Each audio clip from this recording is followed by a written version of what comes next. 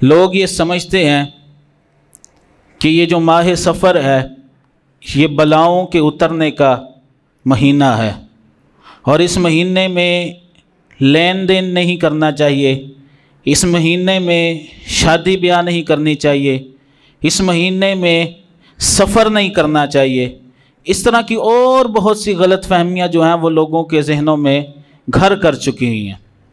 یاد رکھیے یہ ساری باتیں زمانہ جاہلیت میں یعنی حضور علیہ الصلاۃ والسلام کی آمد سے پہلے لوگوں میں مشہور تھیں، اور اس کی ایک وجہ یہ ہے کہ لوگوں کا اللہ رب العزت پر اور تقدیر پر ایمان نہیں تھا۔ لوگ بے ایمان ہوا کرتے تھے، ان کا کوئی معبود اور کسی رسالت کے ساتھ ان کا تعلق نہیں تھا، انبیاء کی تعلیمات کو لوگ بھول چکے تھے۔ شیطان نے جو جو لوگوں کے ذہنوں میں ڈالا، لوگوں نے اسے دین کا حصہ بنا لیا اور دین کا حصہ سمجھ لیا، اور اسی سے جو ہے وہ بدشگونیاں اور ماہ سفر المظفر کے توہمات جو ہے وہ جنم لینے لگے۔ مثال کے طور پر لوگ کہتے ہیں کہ معاذ اللہ اگر کالی بلی رستہ کاٹ جائے تو جس کام جا رہے ہوتے ہیں وہ کام نہیں ہوتا، یہ بدشگونی ہے۔ حضور علیہ الصلوۃ والسلام نے اس سے منع فرمایا۔ بدشگونی کسی بھی قسم کی ہو، حضور علیہ الصلوۃ والسلام نے اس بدشگونی سے منع فرمایا۔ ایک شخص آیا حضور علیہ الصلوۃ والسلام کی بارگاہ میں اور عرض کرنے لگا، یا رسول اللہ ہم پہلے کسی اور گھر میں رہا کرتے تھے، اب ہم کسی اور گھر میں شفٹ ہو گئے ہیں۔ جب ہم پہلے گھر میں رہا کرتے تھے تو ہمارے اہل و عیال بڑے کثیر تھے اور ہمارے پاس مال و زر بہت زیادہ تھا۔ ہم دوسرے گھر میں شفٹ ہوئے تو ہمارا جو مال و زر ہے وہ کم ہونا شروع ہو گیا، ہمارے اہل و عیال کم ہونا شروع ہو گیا۔ تو حضور علیہ الصلوۃ والسلام نے فرمایا اس بات کو چھوڑ دو، اس بات کا حقیقت کے ساتھ کوئی تعلق نہیں ہے، تقدیر اللہ رب العزت نے لکھ دی ہے، جیسا اللہ رب العزت کی ذات چاہے گی ویسا ہی ہوگا۔ یہ بڑا ہی سخت معاملہ ہے کہ ہم کسی کو بھی منحوس کہہ دیتے ہیں۔ ہم بدشگونی یہی ہے نا، ہم کہتے ہیں کہ جی فلاں دن منحوس ہے، جیسے یہودیوں کا طریقہ ہے، یہودی آج بھی 13 کے عدد کو منحوس سمجھتے ہیں۔ یہودی جس جہاز کے جس فلائٹ کے مالک ہوتے ہیں اس میں 13 نمبر سیٹ نہیں ہوتی، وہ کہتے ہیں کہ یہ 13 کا عدد جو ہے وہ منحوس ہے۔ اور پھر لوگ جو ہیں ہمارے مسلمان کہتے ہیں کہ ماہ سفر منحوس ہے، اس میں شادی نہیں کرنی چاہیے۔ تو میں آپ کو بتانا چاہتا ہوں حضرت علی المرتضیٰ کا سیدہ فاطمہ الزہرا سلام اللہ علیہا کے ساتھ جو نکاح ہوا تھا وہ بھی سفر المظفر کے مہینے میں ہوا تھا۔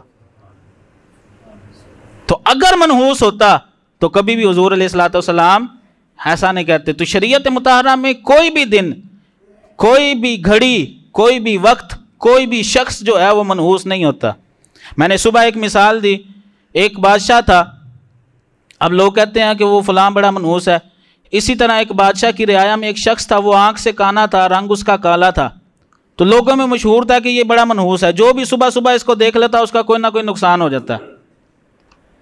تو چلتی چلتی بات جو ہے وہ بادشاہ کے پاس پہنچی، کسی نے مقدمہ دائر کیا، اس نے کہا جو وہ فلاں شخص ہے وہ بڑا منحوس ہے، اس کو ملک بدر کیا جائے، وہ ہر روز کسی نہ کسی کا نقصان کرتا ہے۔ تو بادشاہ کے پاس بات پہنچی تو بادشاہ نے کہا جی کہ میں ایسے فیصلہ نہیں کروں گا، میں پہلے خود تجربہ کروں گا۔ اس نے کہا جی کیسے تجربہ کرو گے؟ اس نے کہا جی کہ صبح صبح جب میں اٹھوں گا، اٹھ کے سب سے پہلے میں اس شخص کے چہرے کو دیکھوں گا، میں خود تجربہ کروں گا کہ یہ واقعی منحوس ہے کہ نہیں۔ خیر اگلے دن دربانوں نے بادشاہ کی خوابگاہ کے باہر، بادشاہ کے کمرہ خاص کے باہر اس شخص کو کھڑا کر دیا۔ طے ہو چکا تھا کہ بادشاہ صبح صبح اٹھ کے کسی سے نہیں ملیں گے، صرف اس شخص کو دیکھیں گے۔ بادشاہ اٹھا، اٹھ کے اس نے دروازہ کھولا تو سامنے وہ شخص تھا، اس نے بادشاہ کو دیکھا، بادشاہ نے اس کو دیکھا۔ خیر بادشاہ نے کہا چلو دربار میں چلو، پھر وہاں فیصلہ کرتے ہیں۔ اس کو دربار میں لے جایا گیا، بادشاہ تیار ہوا، تیار ہو کے وہ جوتا پہننے لگا، اس کے جوتے میں بچھو تھا، اس بچھو نے بادشاہ کو کاٹ لیا۔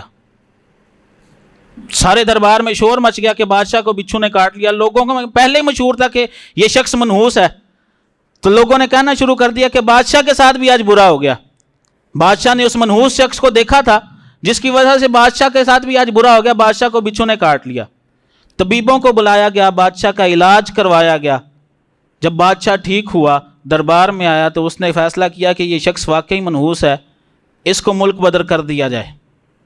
وہ شخص رونے لگا، عرض گزار ہونے لگا۔